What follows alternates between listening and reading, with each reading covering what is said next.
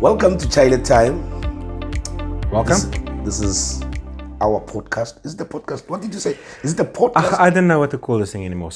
I heard some graphic designer gave me the new slang word. It's called vidcast. Because podcast, I think traditionally is only audio. Oh, Where now this is more like a video podcast. So apparently the word is vidcast. okay.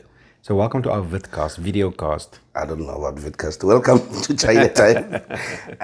This is where we tackle all the aspects and day-to-day Do's and don'ts. do's and don'ts at the workplace, and then Yeah. employers, employees. We're not taking sides. We just here in the middle. We just tell the tale. We just tell the tale. We just tell the tale, what we find. Otherwise, how are you? I'm well. I've got some training coming up in this. Yes, it's now November now. Yeah, please do the So training. the last week of this month, I'm in KZN for a week giving training to a company. I'm actually going to be in 3 regions there, then Mpumalanga, and then back in Gauteng.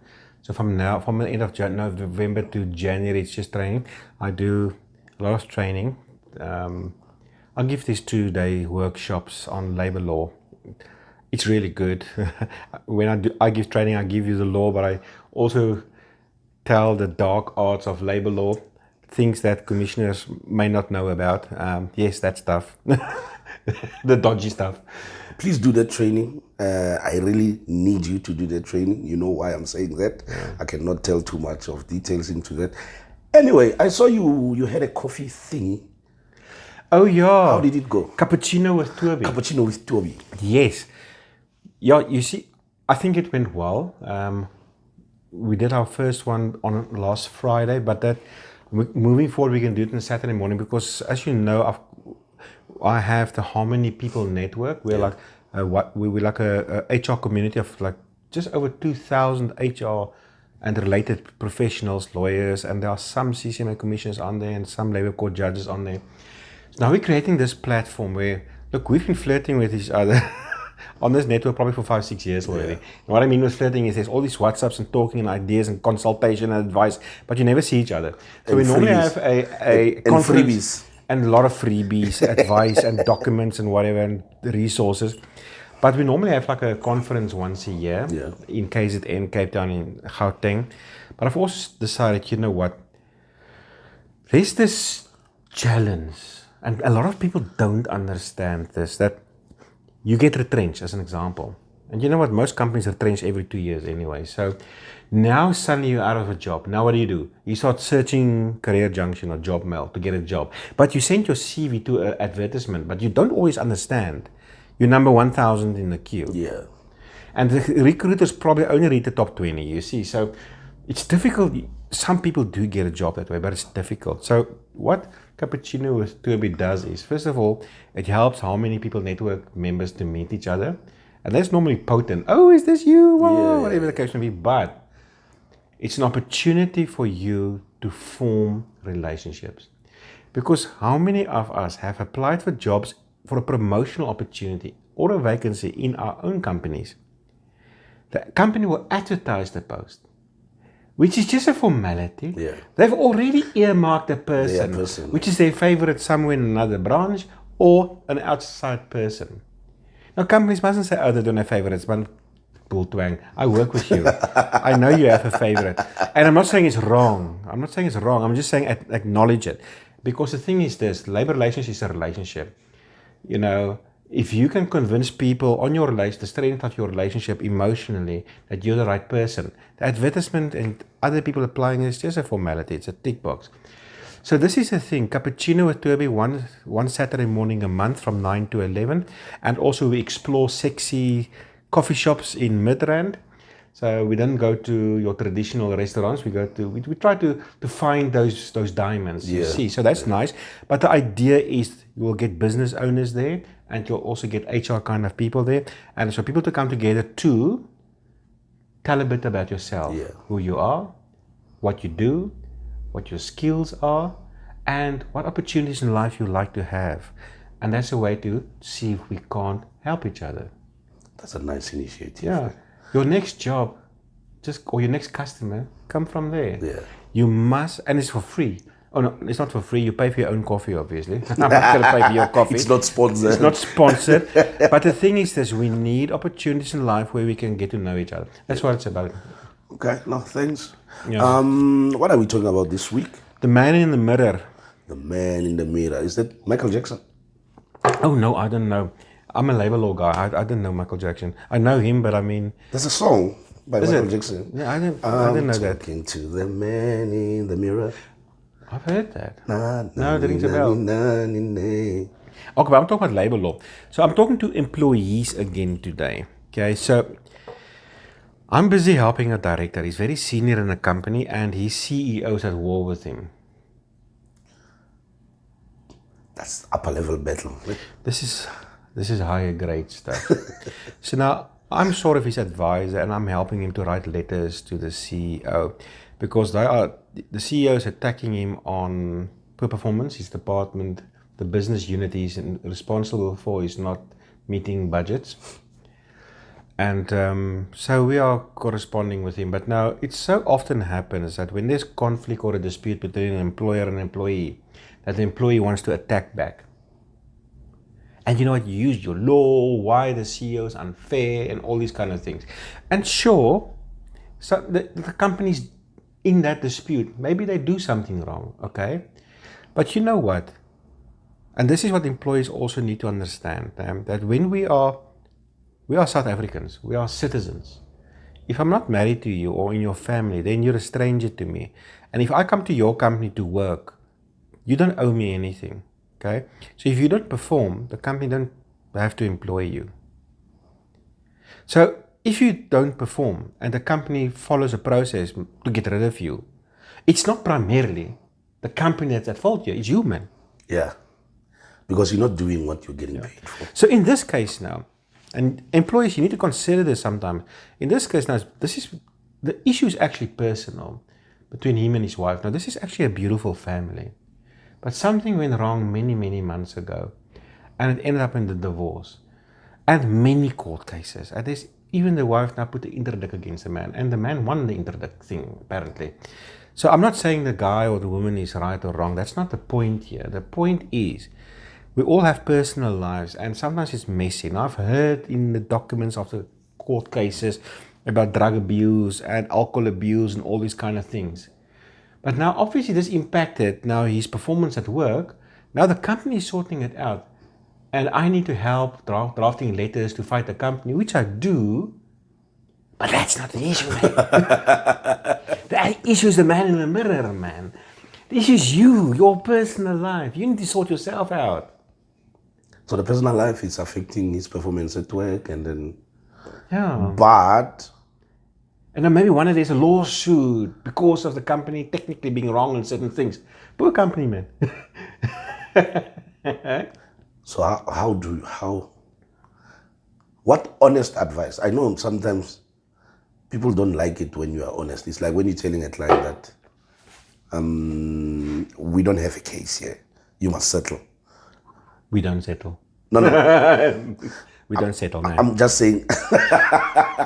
You know, if you haven't, you must have seen my WhatsApp by now. 6 secrets of how to win at the CCMA. And it says that number 4 will save you money. That actually deals with settlement. Go read. If you got it, go read it. Yeah, but what I'm saying is that what honest advice are you giving to this person? Well, honest, look, not law, not. No. I can't really be honest with the guy because remember, I'm not his pastor. Oh. I give law. Okay. That's my involvement. No, look, in a situation like this, I'm not your counselor. You know, unless if you ask me what I think of his personal life. Because first of all, I don't know. I read these things in the court papers. You know, and what he tells me. And obviously, he will only tell me certain things, you see. So I can't cross that line on a personal level. Yeah. But from a professional perspective, what happened here, as far as his relationship with the employer is concerned, the wife is also working in the same company.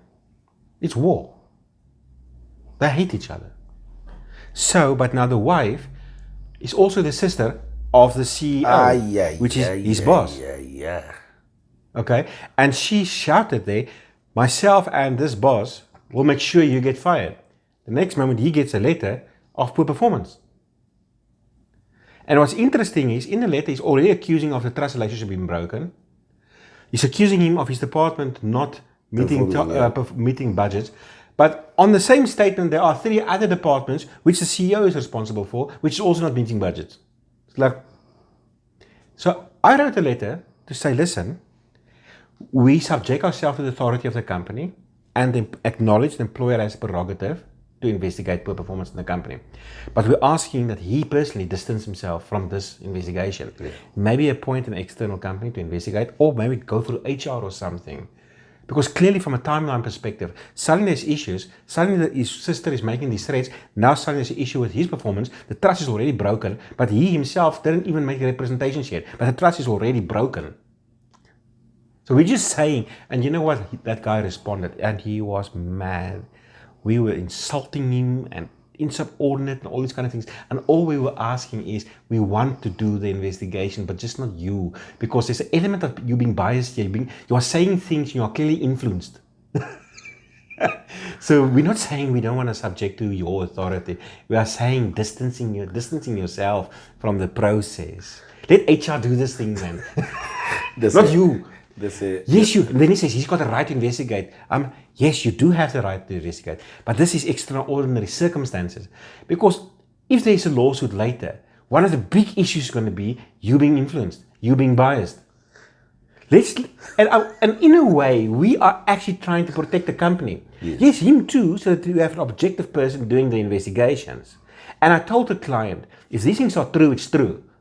You're going to have to deal with these things. Yeah. But at least to have some fairness and objectivity here, let's get another person to investigate. Okay? But, this man is mad. There's this Nguni slang. It's a slang. It's not an official.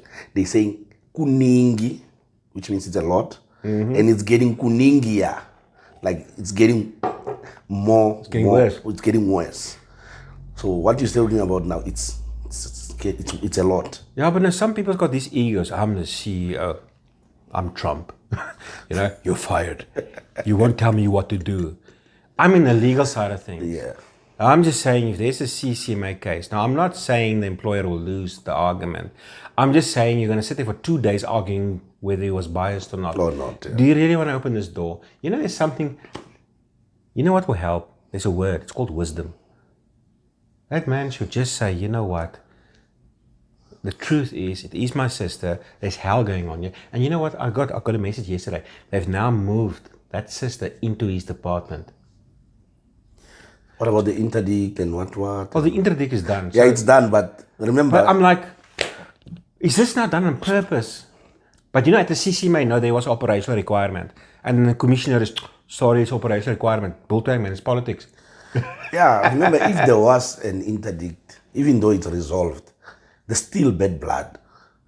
And then for a business decision, you can't, I can't say you can't, but it's not wise to do that. Put 2 bulls in 1 kraal. Tsepo, we sometimes make the mistake by only looking at life through our lenses of law. Life is much bigger than law.